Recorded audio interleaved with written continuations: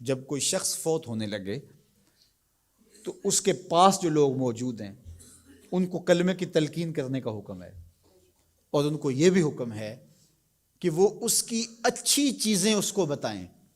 جب کوئی بندہ بوڑھا ہو جائے نا اور وہ بس اب جانے والا ہے اس دنیا سے، تو اس کی زندگی کی برائیاں اس کو یاد نہ دلائیں، اس نے جو اچھے کام زندگی میں کیے اس کو یاد دلائیں، تاکہ اس کے ذہن کی سکرین پر وہ چیزیں آنا شروع ہو جائیں، وہ اللہ سے حسن ظن اور امید کو مضبوط کرنے لگے کہ شکر ہے میرے اللہ نے مجھ سے یہ کام بھی لیا، میں نے مسجد بنائی، میں نے دارالعلوم بنایا، میں نے یتاما و مساکین کی مدد کی، میں نے غرباء کے سر پہ ہاتھ رکھا، میں نے رشتہ داریوں کو نبھایا، میں نے یہ کیا وہ کیا۔ اس کے اچھائی والے کام اس کے سامنے رکھے جائیں تاکہ اللہ سے اس کو امید حسن ظن غالب ہو جائے، کیونکہ اب وہ گناہ تو کر ہی نہیں سکتا، تو اب اس کی امید غالب کی جائے، ایسی باتیں سنائی جائیں۔ میرے حضور نے فرمایا جس شخص کے مرنے کے بعد اس کو 4 گواہ مل گئے اچھائی کے، لوگوں نے کہا یہ بڑا اچھا آدمی تھا، صرف 4 گواہ مل گئے، تو فرمایا کہ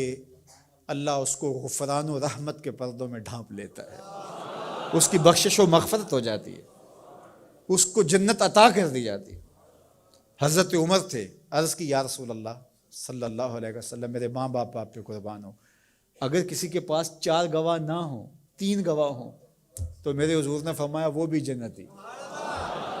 حضرت عمر بولے حضور اگر کسی کے پاس 3 بھی نہ ہوئے، 2 ہوئے، میرے حضور نے فرمایا وہ بھی بخشا گیا۔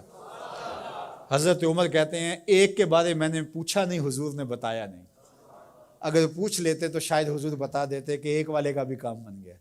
تو یار جس کو صرف 2 گواہ مل گئے مرنے کے بعد، لوگوں نے کہا بندہ بڑا نیک تھا، نمازی تھا، ظلم نہیں کرتا تھا، زیادتی نہیں کرتا تھا، صرف 2 گواہ مل گئے، اس کی بخشش۔ لیکن وہاں کچہریوں والے گواہ نہیں چلیں گے، گواہ سچے ہوں گے، اللہ کے ہاں جھوٹے گواہ، وہ چاہے 2 ہی مل گئے، 50 سال 60 سال 70 سال کی زندگی میں 2 گواہ اچھے مل گئے اس کی اچھائی کے، وہ جنتی ہے۔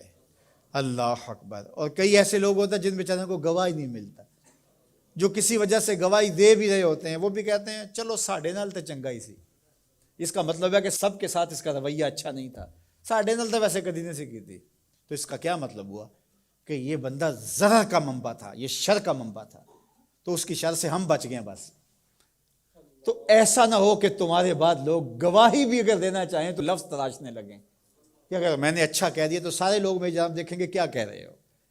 ایسی گواہی پیدا کرو لوگ دل سے کہیں یار زمانے میں ایسا دیکھا ہی نہیں تھا۔ اپنی اچھی گواہیاں پیدا کر کے جاؤ، چاہے 2 ہی پیدا ہو جائیں، اچھی گواہیاں پیدا کر کے جاؤ۔ اللہ اکبر۔ تو دونوں چیزوں کو برابر رکھا جائے، امید کا چراغ بھی روشن ہو اور دوسری جانب جو ہے وہ خوف اور خشیت، اس کا چراغ بھی بجھنے نہ پائے۔ مایوسی بھی انسان کو کفر تک پہنچاتی ہے۔